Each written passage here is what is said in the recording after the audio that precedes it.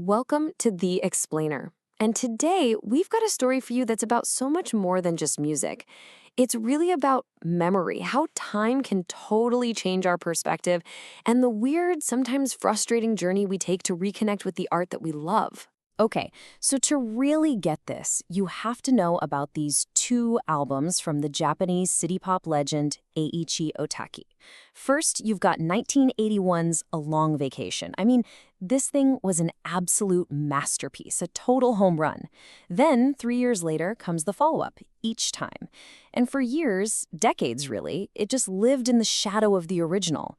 A lot of people saw it as, well, kind of a letdown. And this quote just nails the feeling back then. The first impression for so many people was, yeah, it's good, but it's not a long vacation. It felt like it was missing that big, obvious hit. It just couldn't quite measure up to the legend that came before it. But here's the thing. What happens when 30, maybe 40 years go by?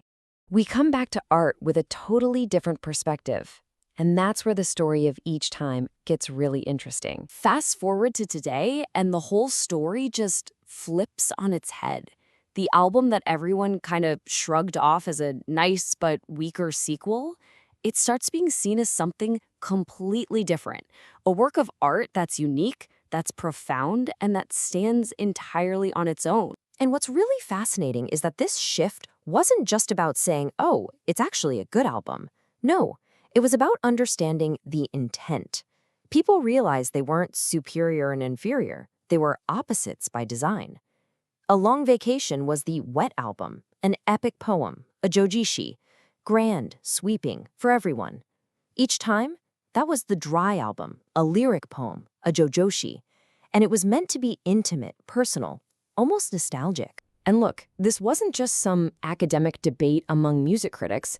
It was deeply, deeply personal. For the fans who were young when it came out, the album totally transformed. It stopped being just a bunch of songs and became this time capsule, a direct line back to how it felt to be young.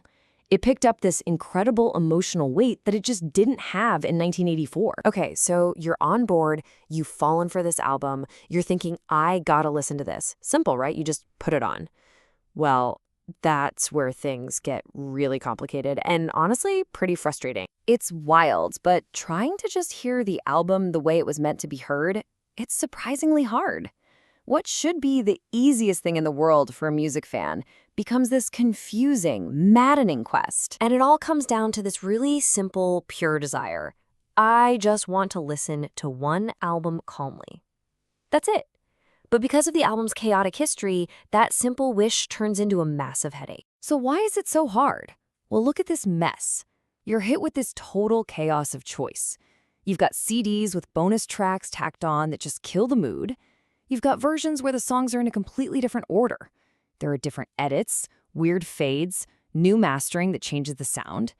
Every single one of them chipping away at that original artistic vision. You'd think the big 40th anniversary celebration would be the answer, right? The definitive version? Nope. It was called a total loss. It was just a collection of a bunch of different versions of the songs, making it yet another detour from the one experience everyone was actually looking for. So if the reissues are a bust, where do you go? How do you solve this puzzle and find that authentic experience? Well, the answer, it comes from a place you might not expect. Turns out, the answer was right there all along.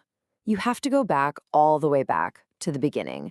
The one true, authentic version is the original 1984 vinyl LP. Specifically, the one with the catalog number 28AH1555. This is it, the 9-song, perfectly focused statement as Ohtaki first released it. This is the artist's original vision. And looking at this, you can see exactly why it's the definitive version.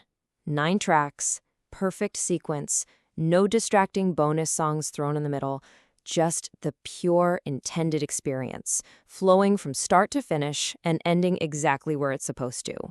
This is the artifact. This is the real deal. But here's the best part. The most wonderful, ironic twist in this whole story. Remember those flawed anniversary editions? The ones that were so frustrating?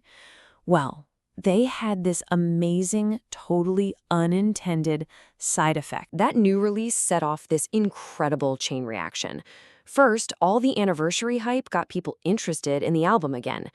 That media attention then made tons of people who owned the original LP go, hey, maybe I should sell this. And they flooded the secondhand market.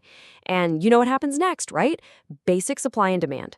The price just cratered. And this is the incredible results. That holy grail, the authentic version of the album, suddenly it wasn't just available, it was dirt cheap. We're talking 880 yen. That's like, what, $6 or $7? You could finally own the exact thing you were searching for. A perfectly happy ending to the hunt. So when you pull back, this whole journey from disappointment to obsession to this crazy collector's victory, it's about way more than just one Japanese pop album from the 80s. What the story is really about is a search that I think we're all on in some way. It's about cutting through all the noise and all the choices to find our definitive version of the art that really, truly means something to us. And that really leaves us with a big question to chew on. In this age of endless remixes, director's cuts, and deluxe editions with bonus material, what does the authentic version of a piece of art even mean anymore? Is it the very first version that came out? Is it the one the artist says is their favorite? Or is it just the one that means the most to you?